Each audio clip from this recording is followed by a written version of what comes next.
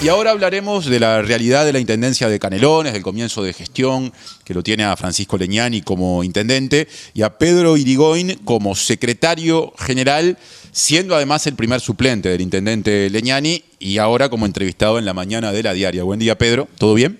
Todo bien, buen día. Gracias por la invitación. Sí, nos tienen en esa condición. También anduvimos por el Palacio hasta hace poco tiempo. Pudimos intercambiar justamente con los dos miembros interpelantes varias cosas, tanto en el Senado y en Diputados. Y bueno, nos deja algún sabor extraño las interpelaciones, los motivos y los tiempos, pero quería hacer el comentario simplemente. Porque claro, además, más allá de esta visita al Palacio Legislativo reciente, fuiste senador en los primeros meses de este gobierno, ¿no? Sí, desde febrero, en realidad desde el 1 de marzo, cuando Sandra Lasso asume la cartera de defensa, ahí me tocó asumir la responsabilidad y estuvimos con algunos temas lindos, importantes, de la caja de profesionales, pero también la instalación de unas cuantas comisiones y el armado de equipo. O sea que yo había tenido una experiencia en el Parlamento en el quinquenio pasado, habíamos asumido en plena pandemia, cuando iniciaba el gobierno en la calle, pudimos estar en el proceso de la LUC, presupuesto, fue un periodo más largo. ¿Te acuerdas que la elección de las intendencias se corrieron un tiempo? Y se hicieron en septiembre. En septiembre, eso nos hizo estar un rato más por allá. Y esta experiencia de este pasaje por el Senado, la verdad que fue muy enriquecedor y bueno, como te decía al principio, quedan algunos sabores de que bueno, ambas interpelaciones seguro podrían haber sido mejor procesadas en el diálogo parlamentario. Dijiste que visitaste el Palacio Legislativo. Digo, ya pasaremos a la agenda de Canelones y por lo que entendí que hablaste con los dos miembros interpelantes, ¿digo bien? No, pero he tenido, en este pasaje me refería, he tenido varias, a los dos los conozco, sobre todo a Sebastián Da Silva y Walter Servini. Exactamente, ambos dos, a Da Silva en el Senado y Servini además es vecino, digamos, desde Canelones, entonces también tenemos un diálogo fluido, inclusive vamos a tener algunos encuentros. Canelones pretende, el gobierno departamental, a través del intendente, pretende generar un diálogo con el Parlamento, tanto los legisladores nacionales, ni que hablar, como también algo permanente con la Junta, como corresponde, pero en el proceso presupuestal queremos dar algunas opiniones con respecto al desarrollo del país, pero cuando afecta a Canelones. Sos integrante del Movimiento de Participación Popular, sí, que tiene una amplia bancada parlamentaria. Sí. Tu banca en el Senado, ¿quién la está ocupando ahora? Sulimar Ferreira.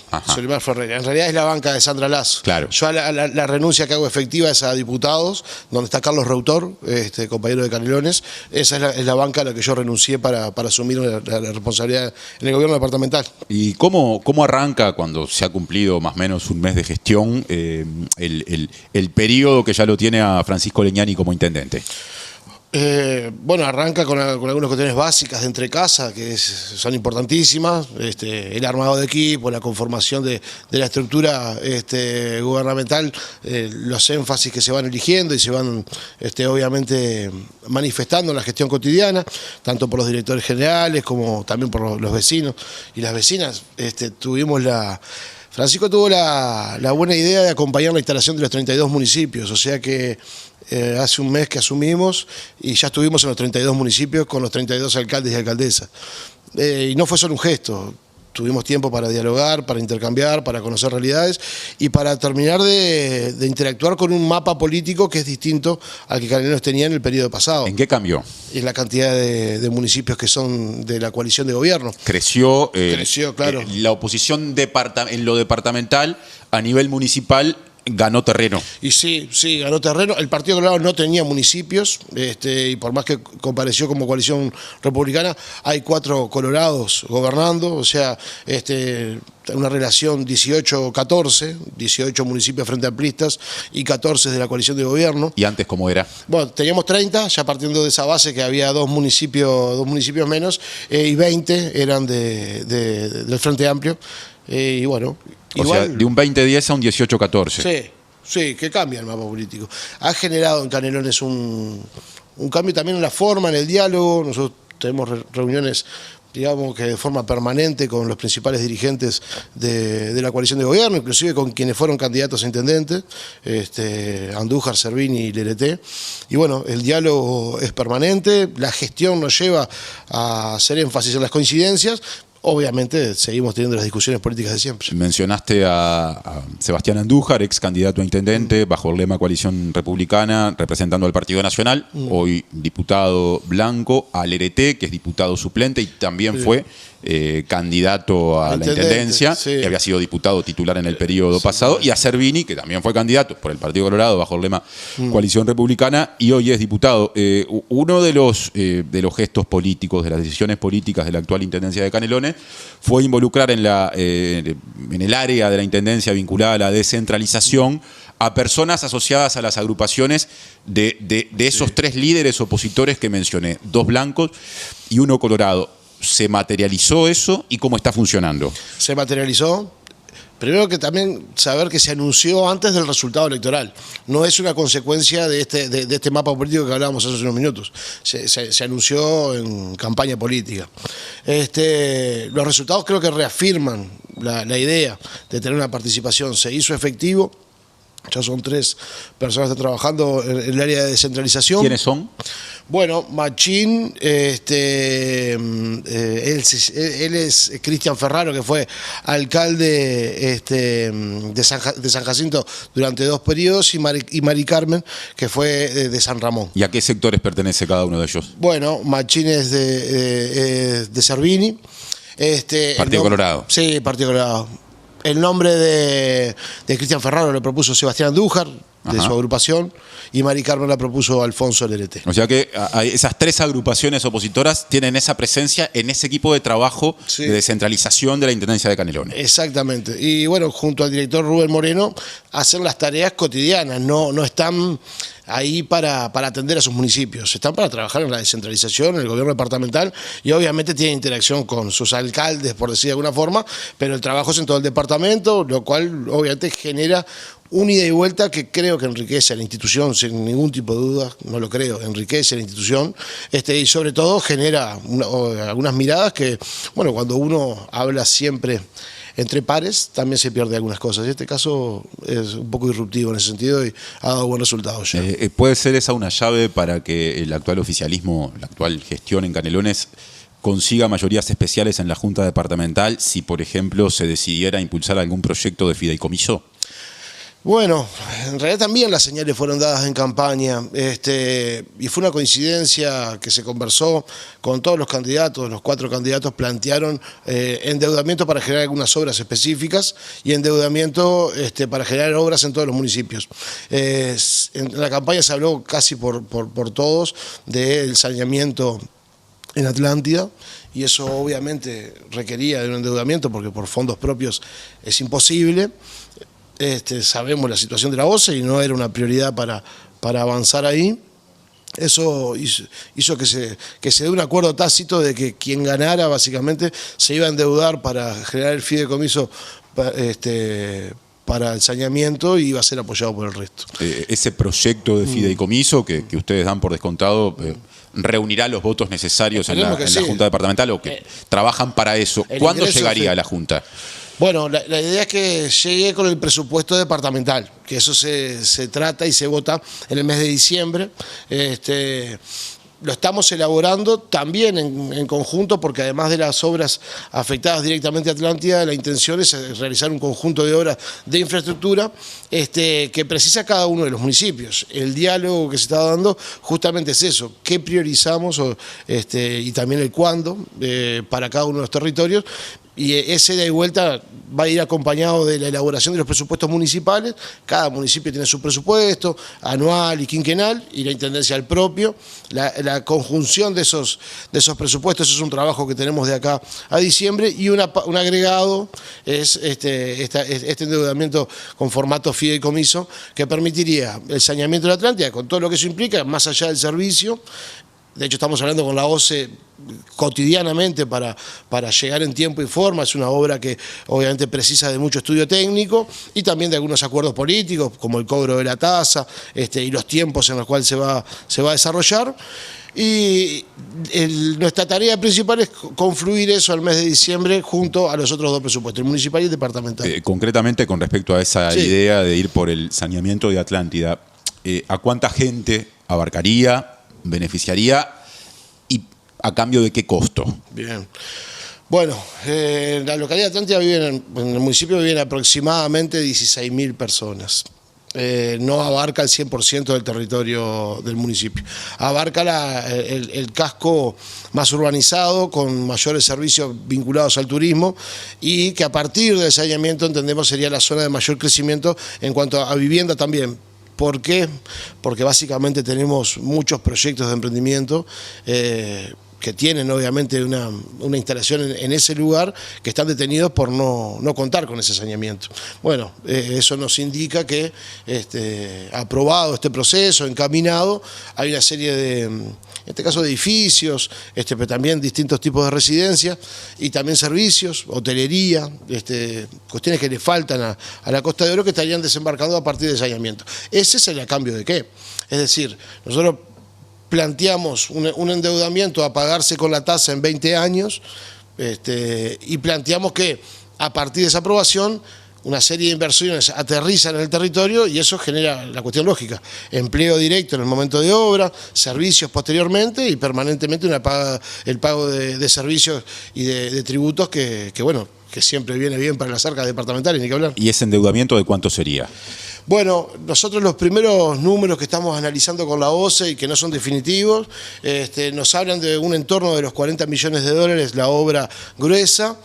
Hay otro tanto que significa la obra que está posterior, digamos, va anexada a este primer servicio, que estamos cuantificando, pero también cerca de una decena de millones de dólares debería colocarse en calles, en acondicionamiento, para que esa obra de saneamiento tenga el servicio total, porque obviamente, y como los vecinos y vecinas ya lo saben, el proceso de instalación del saneamiento genera ruptura de calle, cruces, etcétera, que obviamente va a haber que repararlo posteriormente. Pero ahí estamos hablando de dos cifras que son muy grandes, que son alrededor de los 50 millones de dólares, que el gobierno departamental no tiene posibilidades de invertirlo de sus fondos propios, de su presupuesto propio, pero sí tiene esta gran posibilidad de abrir una puerta con OCE, que sería la primera experiencia donde un gobierno departamental se endeuda o invierte para que el saneamiento llegue a una localidad. Estamos intentando un acuerdo para que también sea la tasa parte de la financiación de ese proyecto, cuestión que parece bastante lógica. ¿Cuál sería la salida de esa red de saneamiento? ¿En qué zona de la costa? ¿Cuántos kilómetros de la costa? ¿Qué hay en ese sentido? Bueno, nosotros tenemos hoy por hoy ya un saneamiento en Atlántida que lo consideramos, según los técnicos, bastante obsoleto, porque está funcionando, pero que no se puede pensar en un desarrollo a partir de eso. Todo nos indica que a la altura de Piedra Lisa hay que hacer el caño colector. La medida exacta todavía no está ni siquiera en los papeles, pero con una planta de bombeo y tratamiento, obviamente también ubicada dentro del casco de Atlántida. Hay algunas zonas cerca de Piedra Lisa que serían bastante óptimas para eso, pero los técnicos lo están trabajando, así que nos gustaría que sean ellos quien nos indiquen el mejor lugar, y abarcaría lo que se conoce como el casco más urbano de Atlántida. Toda la parte céntrica de restaurantes, de hoteles, de comercios, es la primera etapa de esperemos que un montón de etapas que se hagan después, porque hay un costo básico y un trabajo básico que se asume ahora. Después estirar la red de saneamiento perfectamente podría estar en los planes de cualquier gobierno nacional y departamental. Sería el segundo caño colector de la costa de Canelones, ¿no? Sí. Hay otro en la ciudad de la costa. Exactamente, claro. Sí, el cual ha venido funcionando de forma muy buena, ha sido un servicio que cambió la lógica de Ciudad de la Costa, la termina de transformar en residencia, la termina de transformar en un lugar donde también el desarrollo inmobiliario ha sido muy importante, ha generado muchísimo empleo, ha generado una convivencia entre el urbanismo, el medio ambiente, el desarrollo y la cuestión económica, que ha sido un equilibrio que Canelones ha sabido trabajar y mantener, y esa piedra fundamental que es el saneamiento permitió todo eso. Estamos hablando de un proyecto, el de saneamiento de Atlántida, que representa un desafío presupuestal importante, mientras la Intendencia de Canelones desarrolla, redacta, trabaja en su proyecto de presupuesto que deberá pasar por la respectiva Junta Departamental, y en el medio de todo esto, con las y los intendentes que fueron elegidos recientemente, recién asumidos, En el Congreso de Intendentes, o entre el Congreso de Intendentes y la Presidencia de la República, el Poder Ejecutivo, se estableció un acuerdo por las transferencias, nada menos, que es un aspecto central para las economías departamentales y lo que las intendencias y municipios puedan hacer. ¿Cómo salió Canelones? ¿Cómo impacta en Canelones lo que se acordó en términos de transferencias? Bueno, impacta positivamente. Eso como primer titular, comparándonos con nosotros mismos en otros periodos, comparándonos con el último periodo de gobierno, donde no tuvimos algunos fondos que hoy sí tenemos, y pudimos llegar a esos acuerdos. También hay una cuestión que es importante porque es en dinero, pero también es en trabajo propio de los gobiernos departamentales, que es el porcentaje del FDI, que ahora queda un mayor porcentaje en ejecución propia. Siempre tiene que tener... FDI es Fondo de Desarrollo del Interior. Perdón, sí, Fondo de Desarrollo del Interior, que es de OPP, que las intendencias ejecutan directamente por proyecto, luego se certifica, etcétera, pero que ahora crece un 5% la independencia de los gobiernos departamentales para esa primer propuesta con posterior aprobación y financiación de OPP, pero que los gobiernos departamentales tienen mayor incidencia sobre el destino de esos dineros. La transferencia directa de los fondos metropolitanos para el año 2027-2028 es importante porque lo habíamos perdido en el periodo pasado, y sobre todo lo que viene sucediendo es un diálogo permanente con el gobierno nacional. Bueno, podría decir, bueno, sí, es fácil porque son del mismo pelo. Está bien y es cierto, nosotros tuvimos muchísima apertura para el diálogo en el periodo pasado con algunos resultados magros. Nosotros vemos el escenario hoy donde los ministerios abren las puertas a la Intendencia de Canelones y al resto de las intendencias para hacer acuerdos específicos sobre desarrollo territoriales. Y eso es importante porque genera una planificación, genera un mejor ordenamiento del gasto, una mejor ejecución, y es un escenario donde los gobiernos departamentales tienen un panorama para los próximos 5 años. Alguno podrá haber salido mejor parado o no, eso lo valorará cada territorio, pero hay certezas de acá a los próximos 5 años que para gobernar es importante. Legnani, antes de ser intendente, cuando repasaba lo ocurrido durante el periodo pasado, el gobierno del expresidente Luis Lacalle Pou, lamentaba la supresión, la decisión de suprimir el fondo metropolitano que había funcionado durante la última presidencia de Tabaré Vázquez, sí, exactamente, y decía que al haberse suprimido por el gobierno anterior ese fondo, Canelones había perdido $25 millones. Es así. Con este acuerdo que se hizo ahora, ¿se iguala esa cifra? ¿Se compensa? ¿Queda por debajo? Difícilmente se iguale. O sea, va a quedar por debajo. Sí, es lo más probable porque se estima un fondo para Montevideo y Canelones, que todavía no se resolvió el reparto. Pero en 45 suena difícil que Canelones se quede con 25, sino que tiene que haber un acuerdo más vinculado a las realidades departamentales. Montevideo, Canelones. No se va a igualar.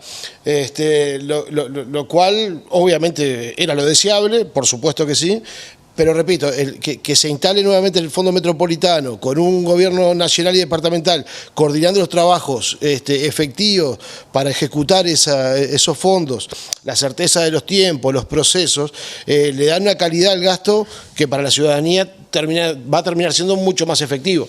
A lo que voy es no solamente el monto, sino el proceso institucional que se hace para acompañar entre el gobierno nacional y el gobierno departamental la realización de obras, la ejecución de esos fondos, está blindado en un trabajo bastante más serio que el que tuvimos en otro momento. Entonces eso también se valora. Además de los montos, también se valora que a mitad de mes la ministra de Transporte y Obras Públicas va a estar en Canelones recorriendo para conversar sobre su presupuesto, que lo hizo hoy. Está el Ministerio de Turismo, su secretaria en Canelones, en reunión con el intendente. Tenemos agendado con el ministro Negro, tenemos una serie de instancias que el gobierno nacional se acerca al departamento que resultan de mucha importancia, porque la ejecución permanente en las intendencias está demostrando que cada vez más la gente se arrima a los municipios y a la intendencia a plantearles cosas que no son de su competencia directa, que son la seguridad, la salud, la educación, el empleo, y como no somos los gobiernos departamentales responsables de esos procesos, necesitamos que el gobierno nacional dialogue, que abra su proyecto de presupuesto también y que sepamos con certeza qué es lo que va a pasar los próximos 4 años y medio.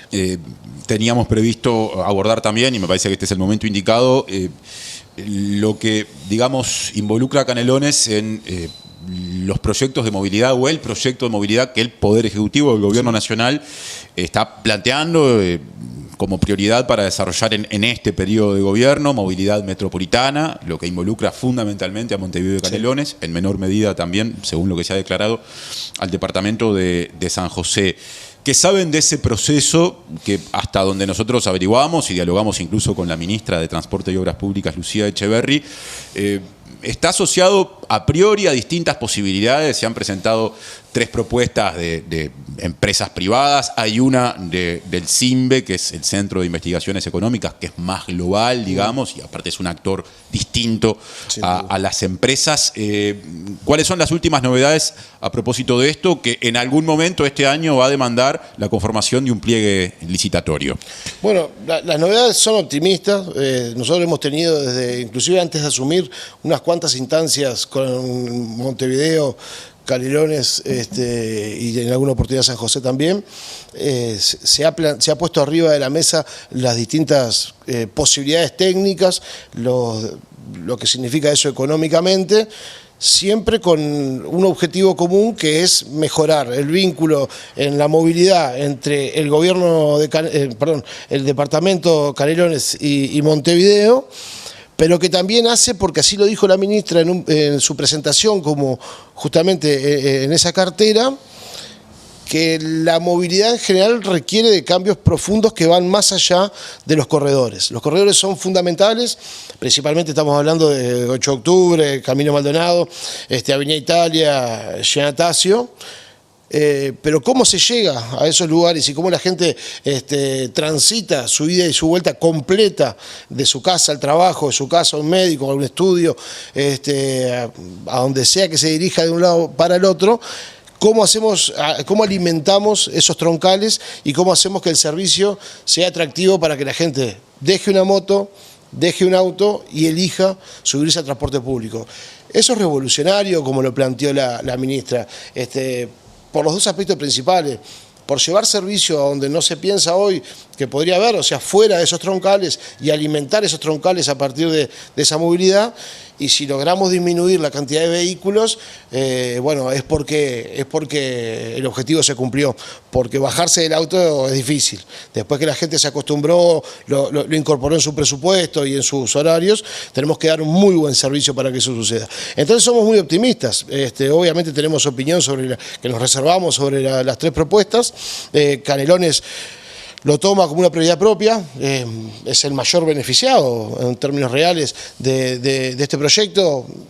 Mucha más gente vive en Canelones y viene a trabajar, estudiar, etcétera, a la capital. Sería para nosotros una transformación en el cambio de vida. Personalmente yo trabajé mucho tiempo en Montevideo, y es bravo afrontar 4 horas más, además de las 8 de trabajo, en caso de que sean 8, afrontar 4 horas más diariamente, que obviamente no son pagas, y a veces con los servicios de mala calidad. Claro. Ahí mencionaste un aspecto fundamental. Antes de ir a la actual calidad de los servicios y a vincularla con situaciones de algunas de las empresas que forman parte del sistema, los proyectos, ¿no? Lo que sabemos es que hay una idea de tren tranvía que uniría el Pinar con Ciudad Vieja, o sea, Canelones con Montevideo, con esos puntos digamos, de comienzo y de final, asociado a las empresas ACEM, Stalder, Stiller, y a través de un consorcio llamado 3S. Por otro lado, una propuesta similar, o mejor dicho, de 2 líneas de ómnibus de alta frecuencia, buses articulados, de la empresa Evital, siempre hablando de las empresas privadas. Después una empresa brasileña, Aerom, que propone un tren aéreo que iría por Avenida Italia y Giannatasio, y además con otra naturaleza a un proyecto más integral, que tengo entendido que el Ministerio de Transporte y Obras Públicas lo ve con buenos ojos, por lo menos como idea inspiradora, presentado por el Centro de Investigaciones Económicas, CINVE, que plantea 2 líneas de ómnibus de alta frecuencia, una por el eje Avenida Italia, Giannatasio, y la otra 8 de octubre, Camino Maldonado, Ruta 8. Recién decías, tenemos opinión, pero nos la reservamos. Y sí. Pero no se puede conocer nada de lo que piensa la Intendencia. Sí, por supuesto. Primero que nada, es muy básico, pero la necesidad de la existencia de cualquiera sea el sistema, para Canelones es fundamental. Quiero reiterar eso, en el sentido de que afecta la calidad de vida de las personas cotidianamente. Hoy, ayer, mañana, el lunes que viene, mientras estemos discutiendo esto, las personas van a salir de su casa 2 horas antes por lo menos para ir a trabajar y van a llegar 2 horas después a partir de transporte. Digo, para dar la dimensión, porque podemos acostumbrarnos a que sea un embotellamiento la entrada a Montevideo, pero las horas de las personas siguen transcurriendo. Con respecto, a ver, nosotros no, por supuesto, no tenemos estudio técnico sobre ninguno de estos proyectos independiente del gobierno departamental. Participamos técnicamente de la evaluación con el Ministerio de Transporte y Obras Públicas y van a ser quienes tengan la iniciativa. Y esto ya es de las reuniones que hemos tenido. Hay una propuesta sobre aéreo que no conforma, por lo menos en su presentación inicial, las necesidades que el sistema plantea.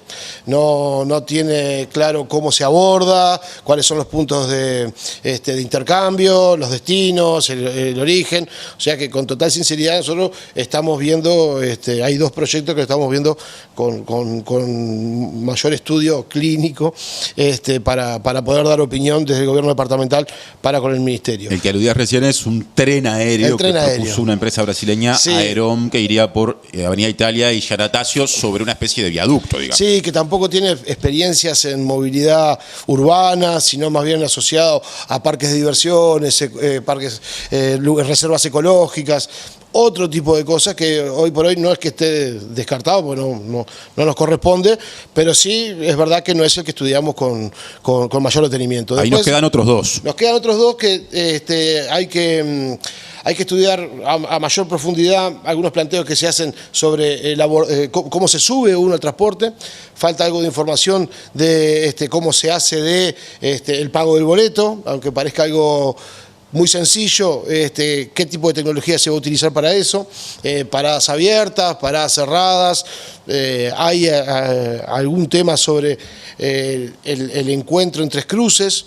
Hay distintos aspectos técnicos para resolver que preferimos no ahondar, pero sí saber que están en estudio. Esos otros 2 proyectos son los del consorcio 3S, vinculado a SACEM, Stadler y Stiller, y por otro lado el de la empresa de Vital. ¿Ambos son de ómnibus articulados? Sí.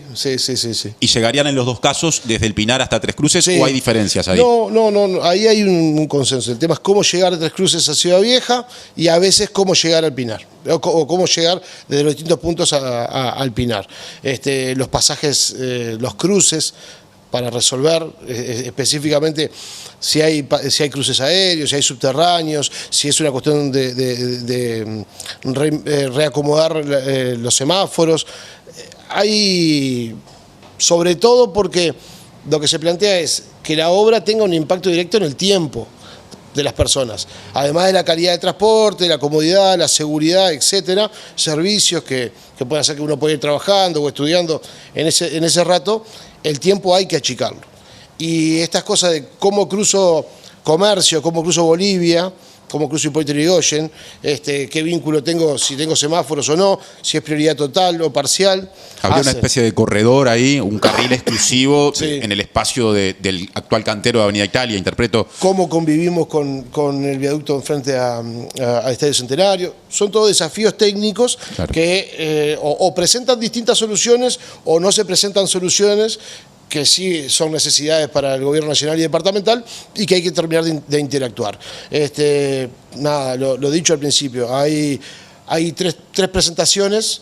No, nos parece que obviamente tenemos 2 planteos mucho más acabados. Y las posibilidades de conectar 3 Cruces con Ciudad Vieja, que lo que, según te entendí, vendría a ser el tramo final o el primero, según se mire desde Canelones o desde Montevideo.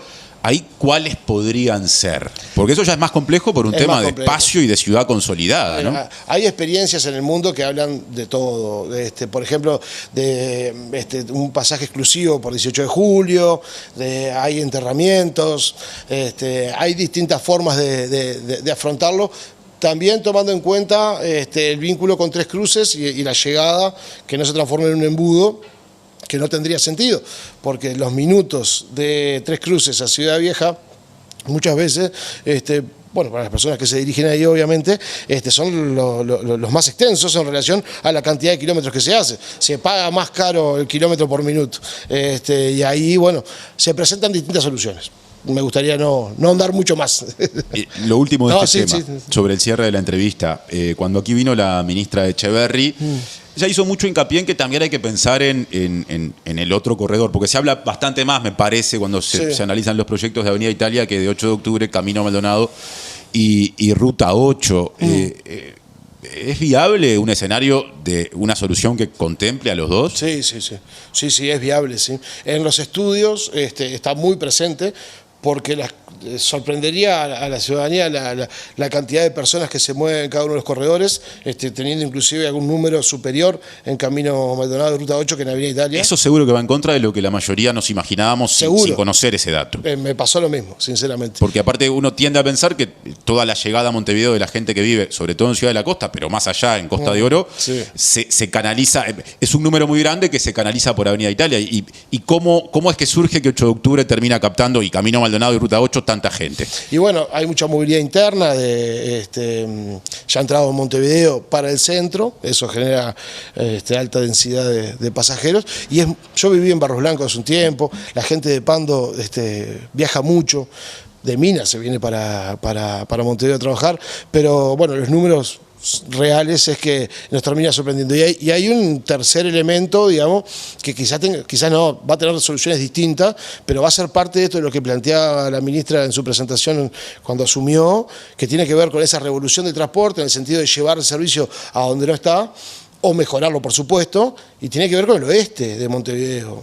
Y ha sido una preocupación permanente por los compañeros de la Intendencia de Montevideo, plantear, bueno, sí, está bien, y de la ministra también, ¿no? Tenemos estos dos corredores, pero en simultáneo hay que generar una solución para el oeste que llegue a Montevideo de mejor forma, y que obviamente tiene que estar incorporado en el mismo plan, que no significan los mismos pliegos ni la misma solución. Oeste desde Canelones es eje de Ruta 5 fundamentalmente, ¿no? Bueno, sí. Ahí está el ferrocarril central habilitado. Ciudad del Plata. Eso ya involucra a San José. Por eso, bueno, por eso a eso nos referíamos. Hay una preocupación para que de aquel lado de lo metropolitano podamos también alcanzar un servicio mucho más digno para la gente. Pedro Irigoyen, secretario general de la Intendencia de Canelones, gracias por esta visita a la mañana de la diaria. La verdad, un placer, gracias a ustedes. La audiencia no lo sabe, pero tuve un retraso de unos minutitos y ustedes me perdonaron, así que quería agradecerles al aire.